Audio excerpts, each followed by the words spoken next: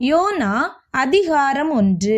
அமித்தாயின் குமாரனாகிய யோனாவுக்கு கர்த்தருடைய வார்த்தை உண்டாகி, அவர், நீ எழுந்து மகா நகரமாகிய நினிவேக்கு போய் அதற்கு விரோதமாக பிரசங்கி, அவர்களுடைய அக்கிரமம் என் சமூகத்தில் வந்து எட்டினது என்றார்.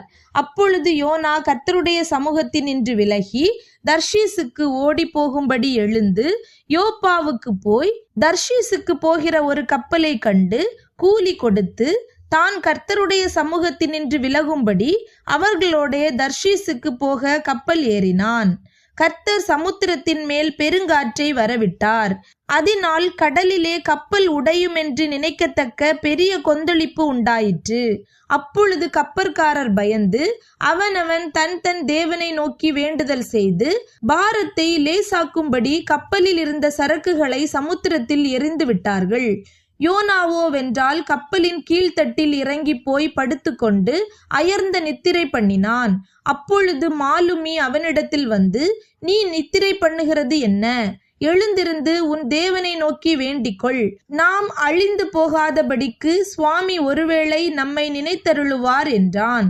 அவர்கள், யார் நிமித்தம் இந்த ஆபத்து நமக்கு நேரிட்டதென்று நாம் அறியும்படிக்கு சீட்டு போடுவோம் வாருங்கள் என்று ஒருவரோடொருவர் சொல்லிக் கொண்டு சீட்டு போட்டார்கள்.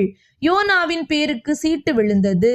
அப்பொழுது அவர்கள் அவனை நோக்கி, யார் நிமித்தம் இந்த ஆபத்து நமக்கு நேரிட்டதென்று நீ எங்களுக்கு சொல்ல வேண்டும். உன் தொழில் என்ன? நீ எங்கே இருந்து வருகிறாய்? உன் தேசம் எது?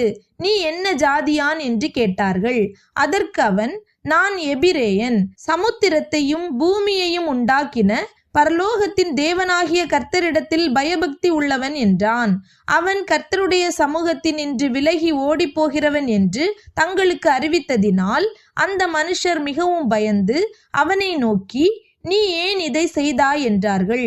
பின்னும் சமுத்திரம் அதிகமாய் கொந்தளித்து கொண்டிருந்தபடியால் அவர்கள் அவனை நோக்கி, சமுத்திரம் நமக்கு அமரும்படி நாங்கள் உனக்கு என்ன செய்ய வேண்டும் என்று கேட்டார்கள். அதற்கு அவன், நீங்கள் என்னை எடுத்து சமுத்திரத்திலே போட்டு விடுங்கள், அப்பொழுது சமுத்திரம் உங்களுக்கு அமர்ந்திருக்கும். என் நிமித்தம் இந்த பெரிய கொந்தளிப்பு உங்கள் மேல் வந்ததென்பதை நான் அறிவேன் என்றான். அந்த மனுஷர் கரை சேரும்படி வேகமாய் தண்டு வலித்தார்கள். ஆனாலும் சமுத்திரம் வெகு மும்முரமாய் கொந்தளித்து கொண்டே இருந்தபடியால் அவர்களால் கூடாமற் போயிற்று. அப்பொழுது அவர்கள் கர்த்தரை நோக்கி கூப்பிட்டு, ஆ கர்த்தாவே, இந்த மனுஷனுடைய ஜீவனின் நிமித்தம் எங்களை அழித்து போடாதேயும், குற்றமில்லாத இரத்த பழியை எங்கள் மேல் சுமத்தாதேயும்.